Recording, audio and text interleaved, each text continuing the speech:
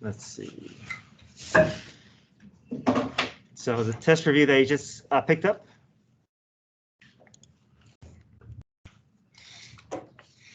I do want to kind of point out the last page.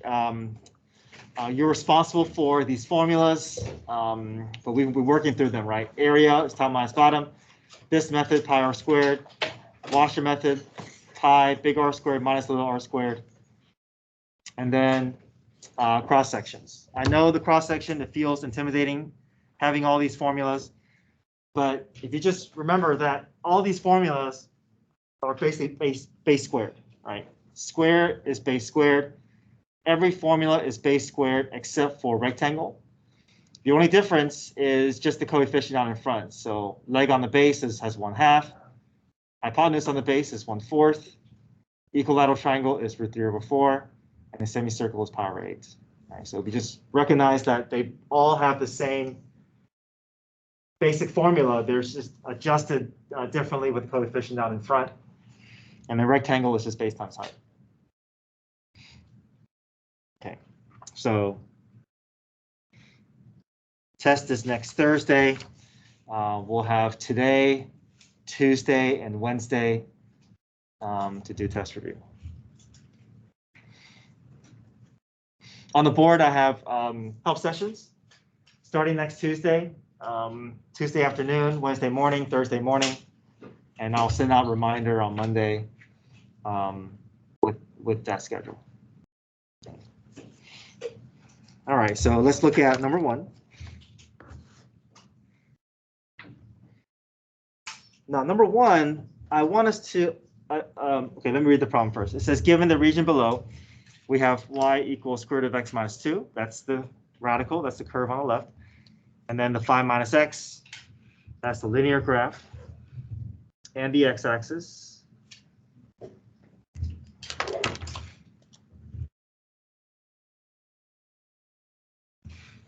Find the area of the below region. There's my shaded region. Write the integral notation as well as numeric approximation to 3 decimal places. So I want us to explore this top minus bottom and right minus left. Okay, just for practice purposes. Let's do top minus bottom first. So if I want to do top minus bottom, does anything stick out about area? Now area, there's no pi r squared. It's just top minus bottom, integral of that. Anything that sticks out to you as you think about writing this formula here? Yeah, it's 2 separate area formulas, right? You see that once we get past that intersection, on either side of the intersection, there's a different top function, right?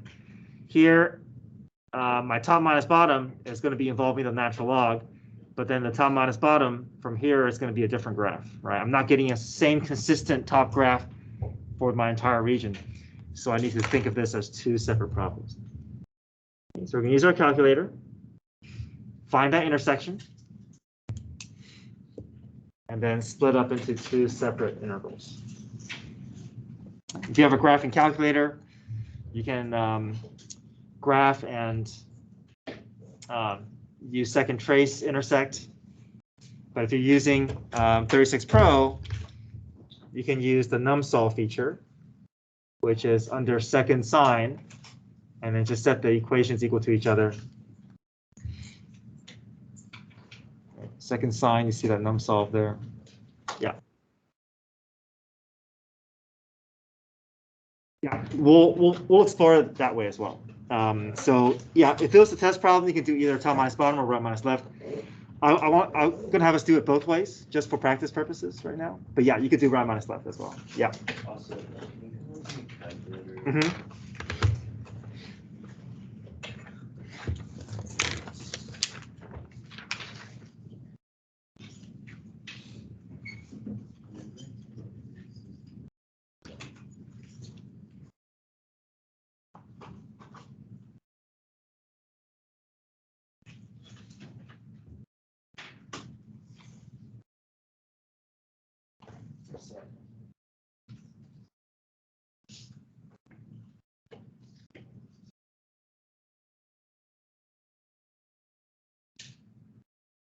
Yes, so 1 is a little bit too far.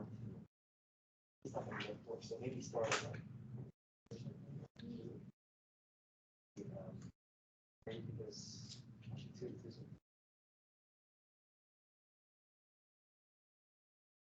So you said to start closer. Because otherwise, if you start at 1, it's going to be a negative inside the radical. That's undefined. So it's undefined and it's not.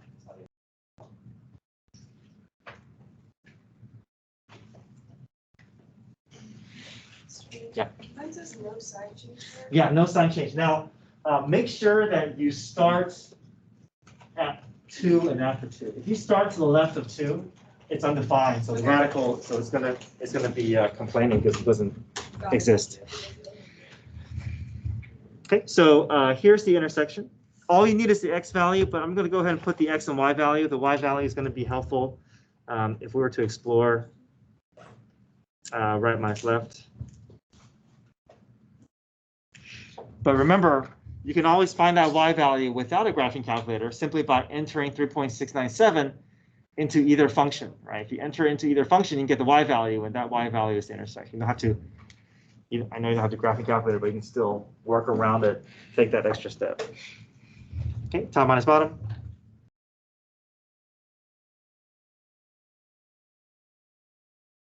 We recognize the need for 2 separate integrals.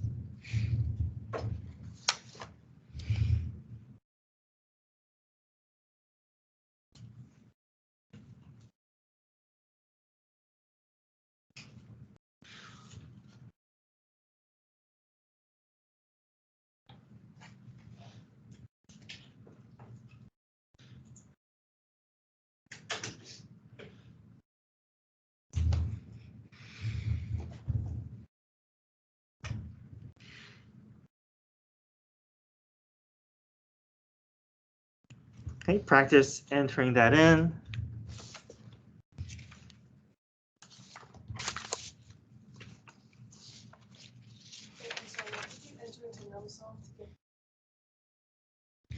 No, not numsolve. I would just enter 3.697 into the function and just do it manually. Okay. And you should get a 1.303.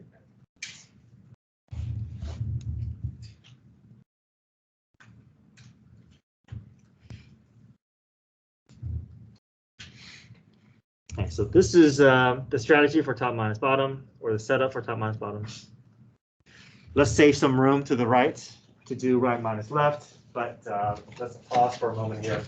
Any questions here? Are we able to reproduce the answer in your calculator?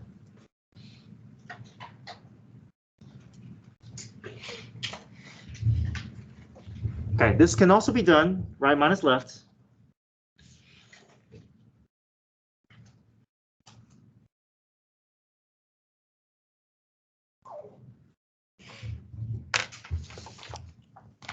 So right minus left means I have to draw horizontal rectangles.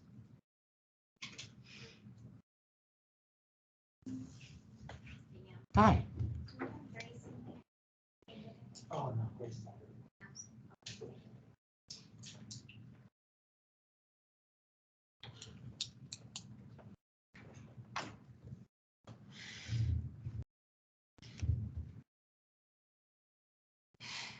So no matter how I shift this rectangle up and down, is it consistent all the way through?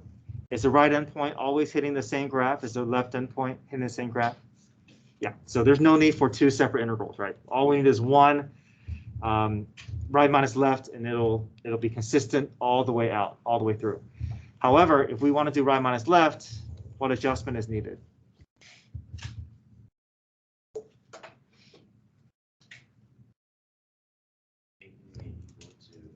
Yeah, good.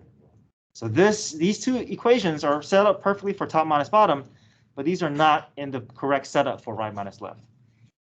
So got to solve for x. This is y equals 5 minus x. If I solve for x,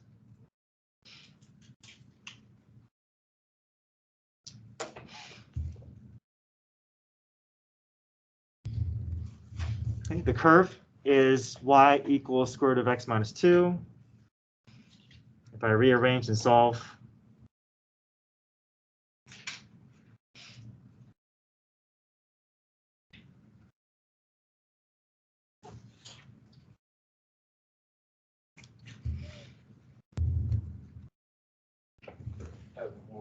okay.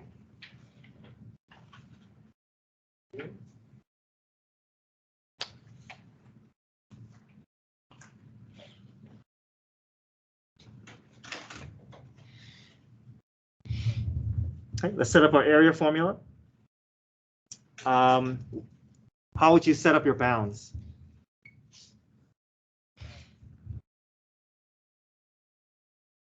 And we're stacking these rectangles this way, right? So what's the lowest and highest? 0, 1. Good. We have to use y values now, right? Lowest y value is 0, highest y value. We're not using that 3.697. We're using that 1.303.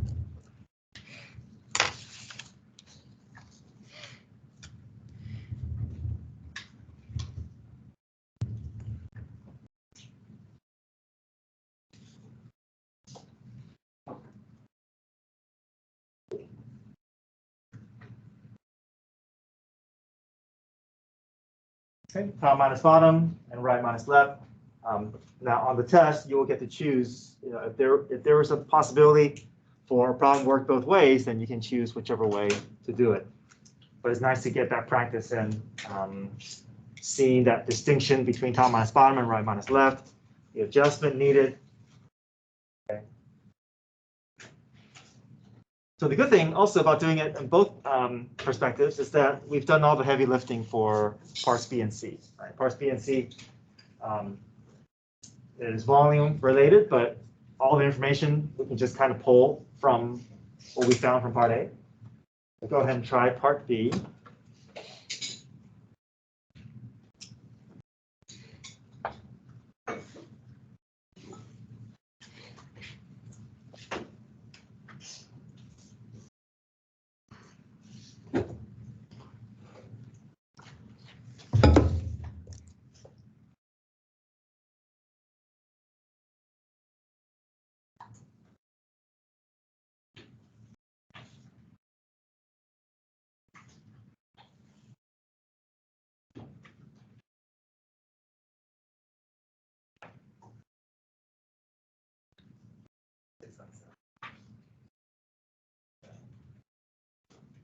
Both of them.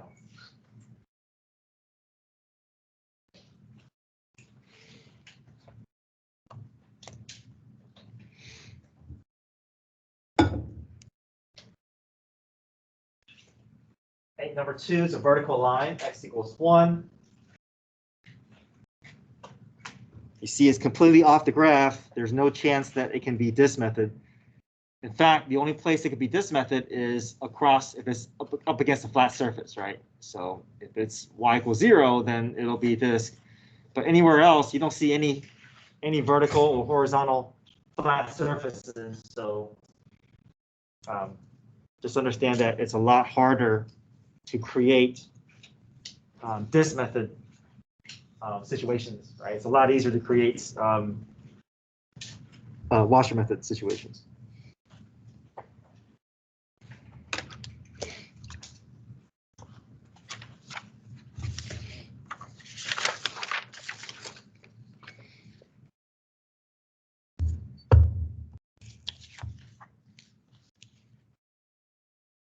You know you're drawing horizontal rectangles. See if you're able to draw your, horizontal radius.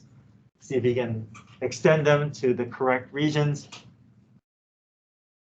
Remember that both your radius has to involve the dotted line, right? We're never connecting the distance between the shaded regions, right? It's going to have to involve one side has to include the dotted line. And as right minus left, everything has to be in terms of y. So we did that for part B, right? All the equations that we need, we've already found from part A.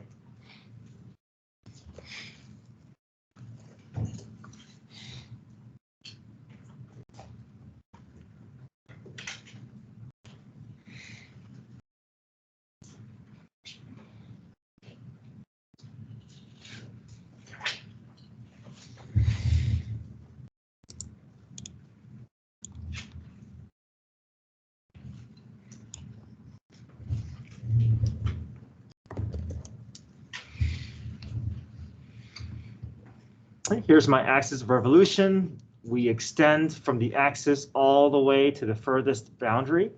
That's our big R.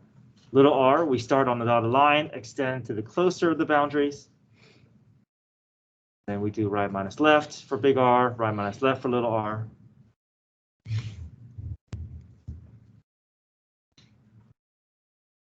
And our bound, just like how we did right minus left above, from 0 to 1.303. And again, make sure that you're squaring your radius separately. Okay. There's no shortcut. We can't subtract the radius first and then square everything. Okay, that's not the same thing.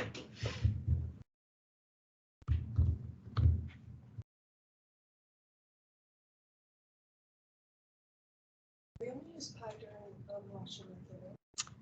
We use it for washer and disk. Oh, no. Yeah, because disk we're rotating, so there's still a circle. Yeah, we're still dealing with a circle as long as there's rotation. Wait, so I wasn't there one.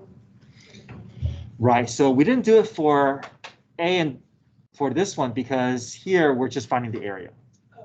Right, we're just finding area, so area is just top minus bottom.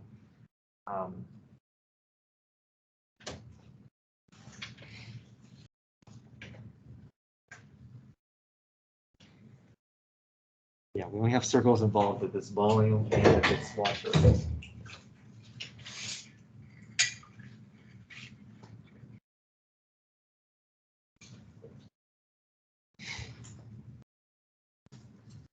Any questions with B? All right, part C is a cross-section problem. Same diagram, but see if you can read that description and decide, is this going to be a horizontal base or is it going to be a vertical base? Right, so look at the wording there so you can convince yourself which direction it's going.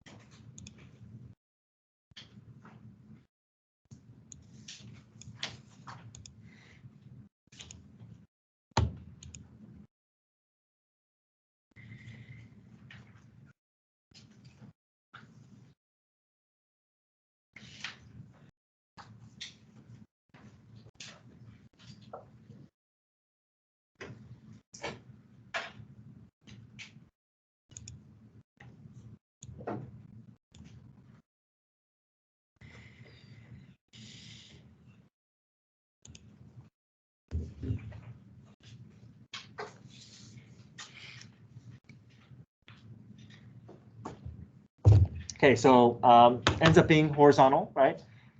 Perpendicular to the y-axis. Y-axis runs top to bottom, and then vertically. And if I want to do a perpendicular to a vertical, it's going to be horizontal. So my base is horizontal. We do right minus left to create that base length.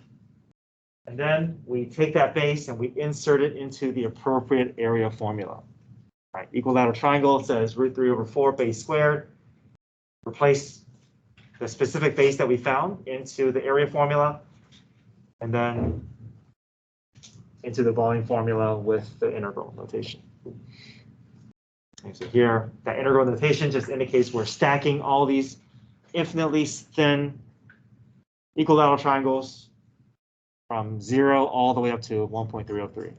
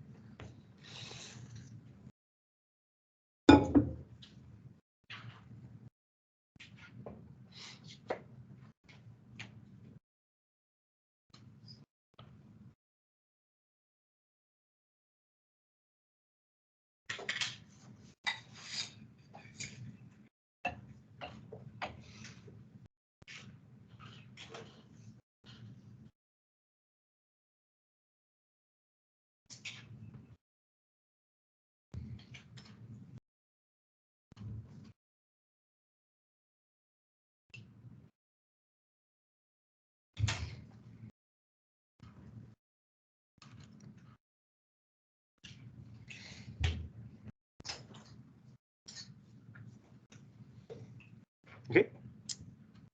Any questions, first page? All right, let's flip to second page. Read that problem. See if you can decide how to find your intersection, your bounds, and whether disk or washer method, and also which direction, top minus bottom or right minus left.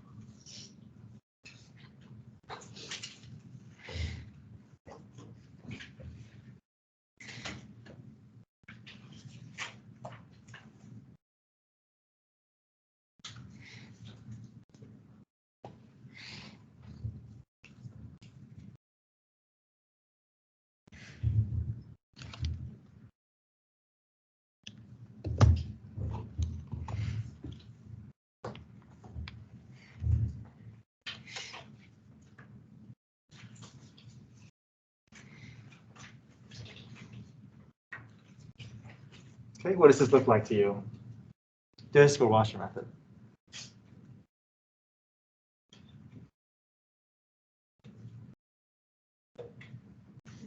This method, right?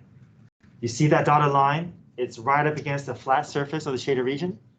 There's no gap, there's no hole. So, but if it's anywhere else, well, except for the x or the y-axis, right? If it was this way, but touching the shaded region, that's not good enough, right? If it's touching, it's still going to be washer method, but it's got to be up against a flat surface if we want to make it this method. So this method here. Draw your radius perpendicular to your axis. Use your calculator to find the bounds that you need.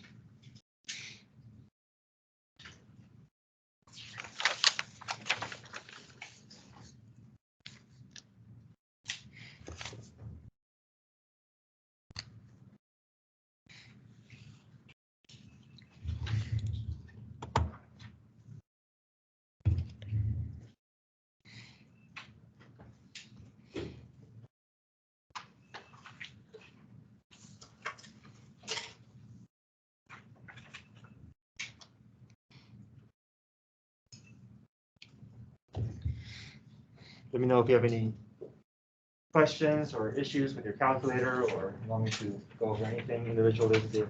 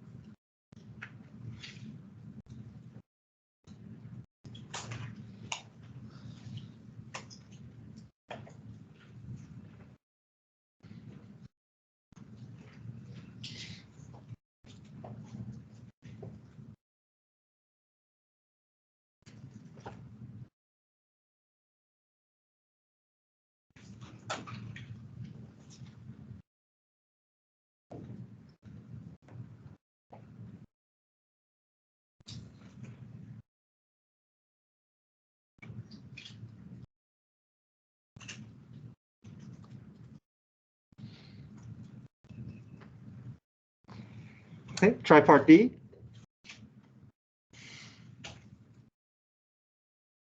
Look at your axis of revolution. Is it going to be disk or washer method?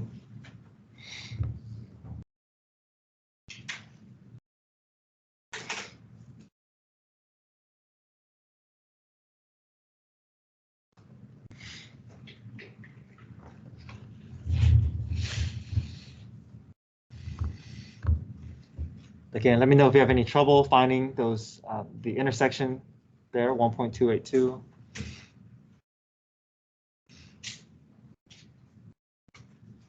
For the bounds, why is it 0 and not 1? Why is it 0 and not 1? Because we're stacking these circular disks from the left side all the way to the right. We're not stacking them from the bottom to the top. So if I'm stacking them from this side to this side, right, the furthest left has an x value of 0, and the furthest right is 1.282. If you're doing it 1, then you're looking at y values, right? That doesn't quite fit, right? Everything starts with x.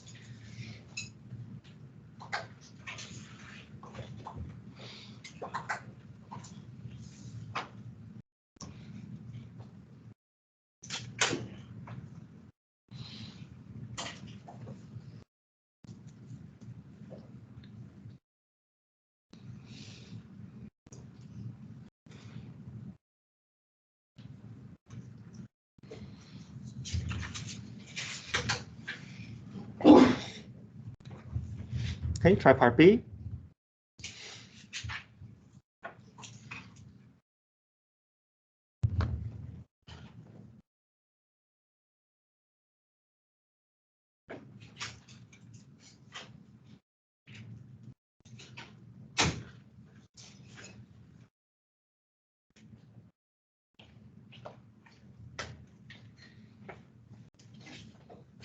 Sorry, I have a question Yeah. about this one. If it's top minus bottom, then why don't we have to change, Oh, you mean the equations? We only have to adjust if it's right minus left, right? Only if it's a horizontal radius. Okay. Yeah. Maybe you're looking at the horizontal axis of revolution. We're looking at the radius. If the radius is vertical, we know it's an easier problem. If it's horizontal radius or horizontal base, we know it's going to be a little bit more setup work.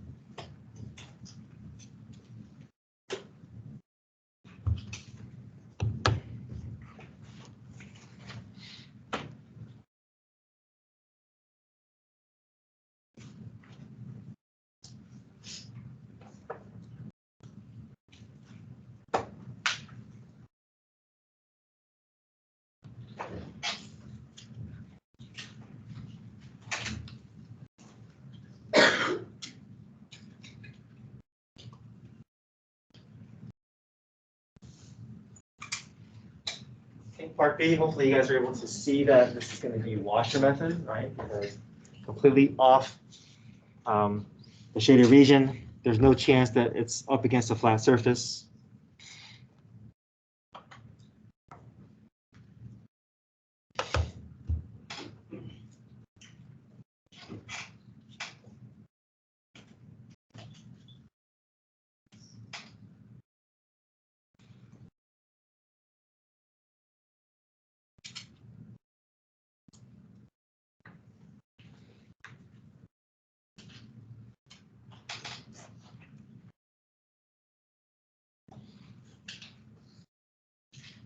Still top minus bottom. We can still rely on all the functions that's provided for us.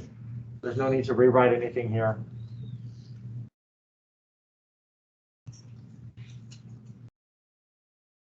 But we have to draw our radius correctly, right? Our radius has to include the dotted line, at least one side of it.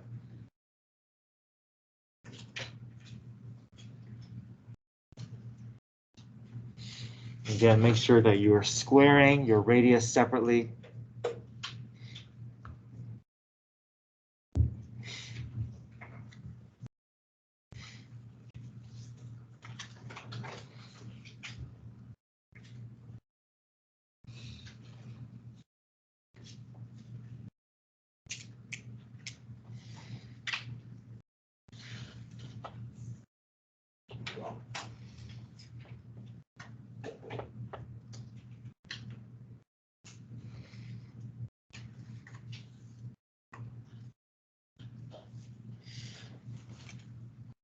wait, I thought we had to change it first. I'm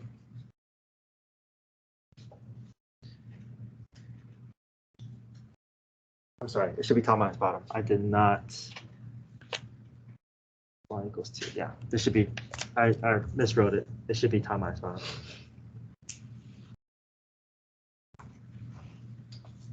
Thanks. But you're right. If it was right minus left, then we would have to adjust it. But our axis is horizontal, so our radius is vertical.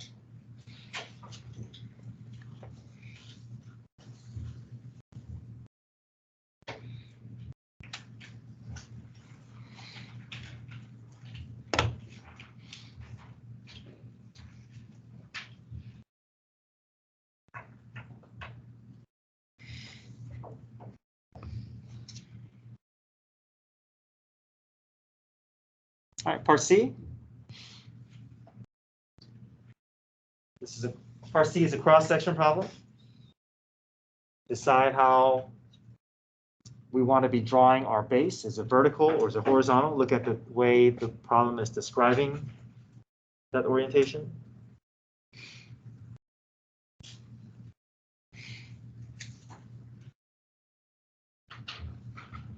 And we're having to build with a rectangle, right? So find the base first, and let's see if we can adapt into a rectangle formula.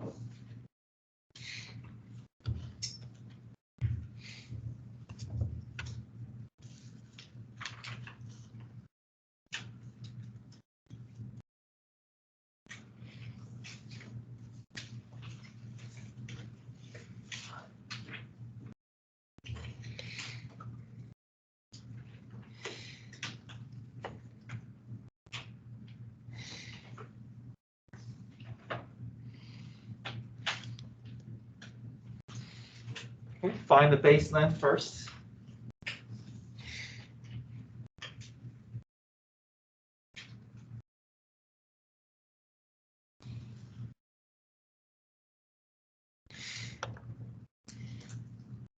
All right, natural log of 4 minus x minus 1. But then let's see what it says. It says the rectangle has a height that is twice the base. So what do you think the height would be?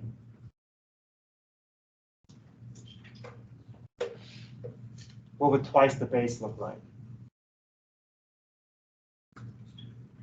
Just this times 2. Right? This times 2. So we kind of have to adapt the height based off of what's described here. So if our height is twice that of the base, then if I want to find the area, it's just this times this, right? Base times height.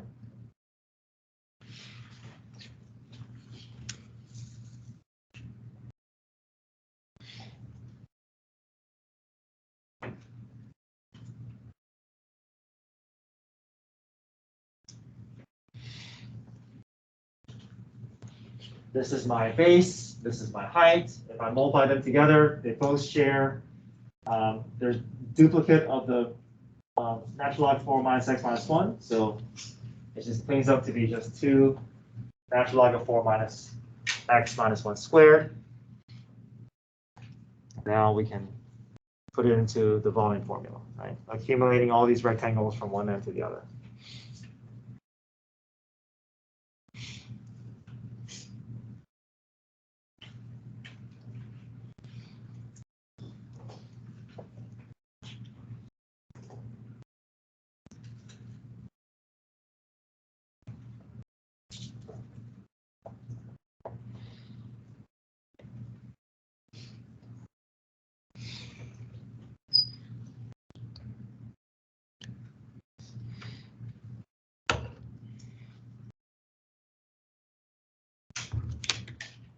Okay, whenever you're ready, we're going to flip over to page 3 and see if we can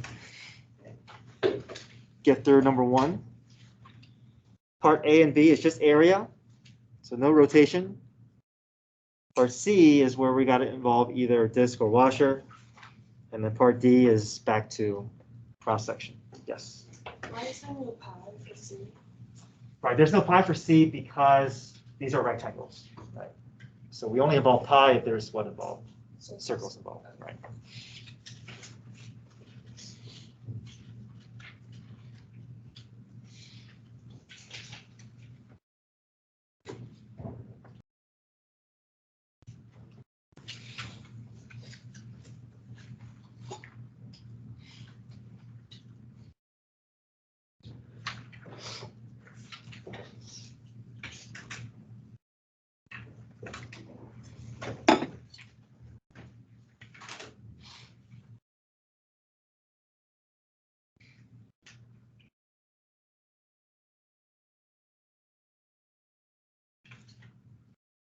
Okay, now part A, you're gonna have to use your calculator to find the intersection. It's gonna be a little bit more challenging to do it on the scientific calculator because you're gonna find that first intersection, but that second intersection, you're gonna have to just increment it slowly because if you go too far out, it'll keep oscillating.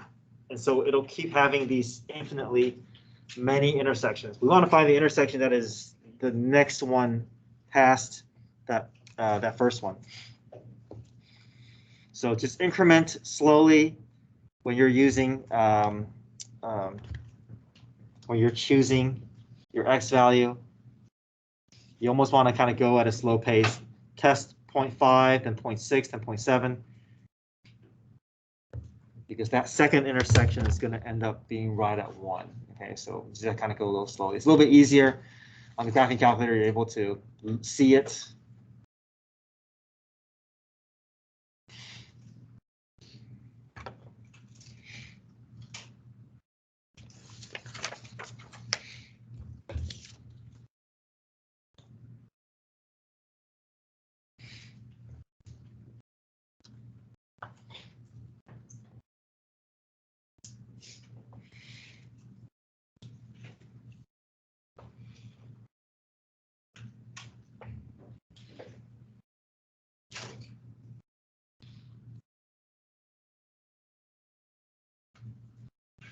Okay. Again, let me know if you have any trouble with finding anything using the calculator, if you're having trouble with those intersections.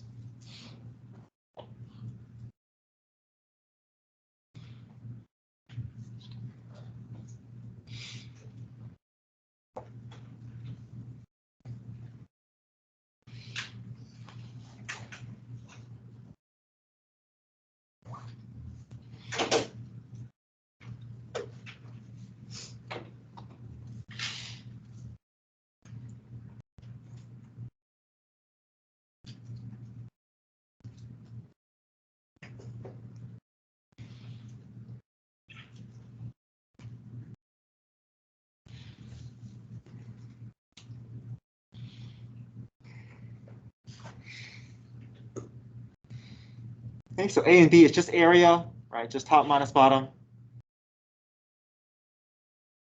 With the bounds, there's nothing beyond that. No rotation, no pi, nothing squared.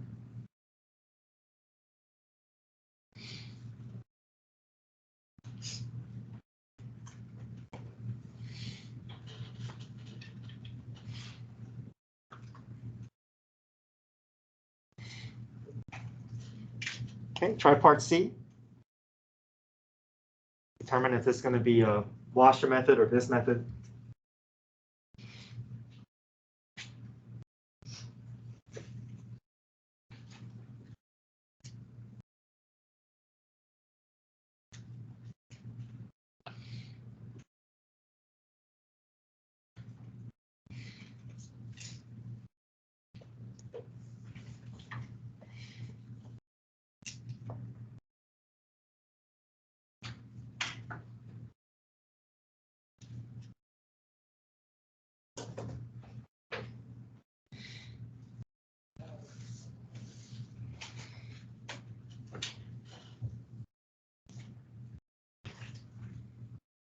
Everybody okay with part A? Yes, question.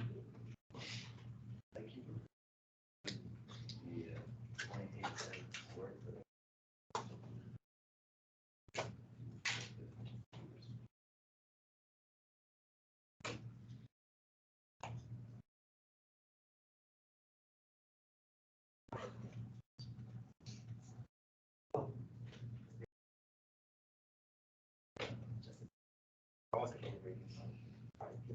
It'll kind of jump back and forth. Yeah, make sure that you're in radian mode anytime you're dealing with trig.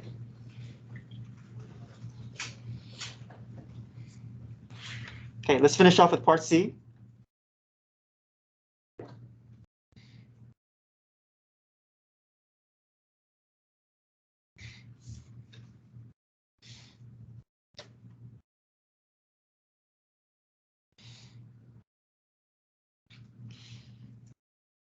Rotating around a horizontal line.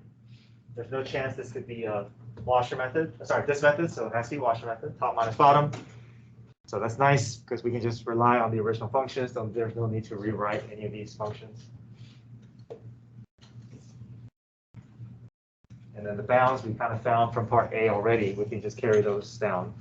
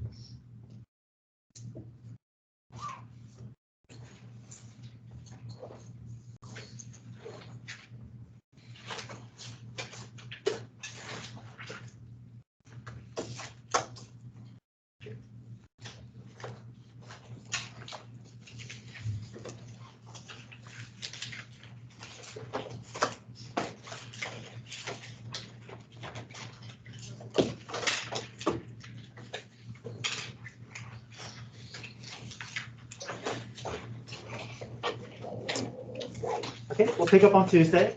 Again, help sessions next week, Tuesday, Wednesday, Thursday. I will send out a reminder on Monday. Test next Thursday. Can you go back up to A? Mm-hmm.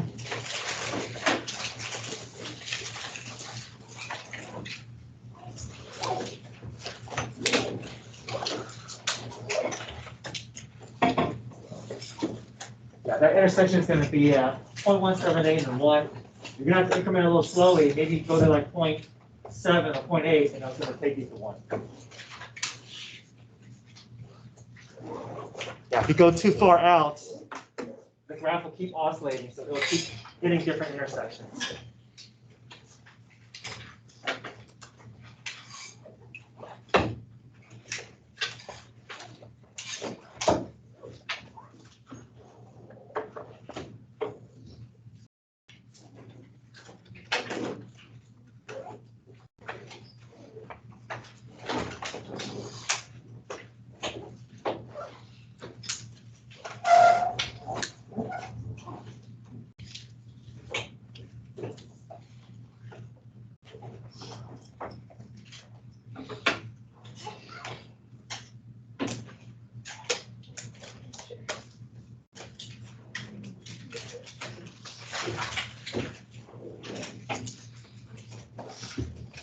Have a good weekend. Thank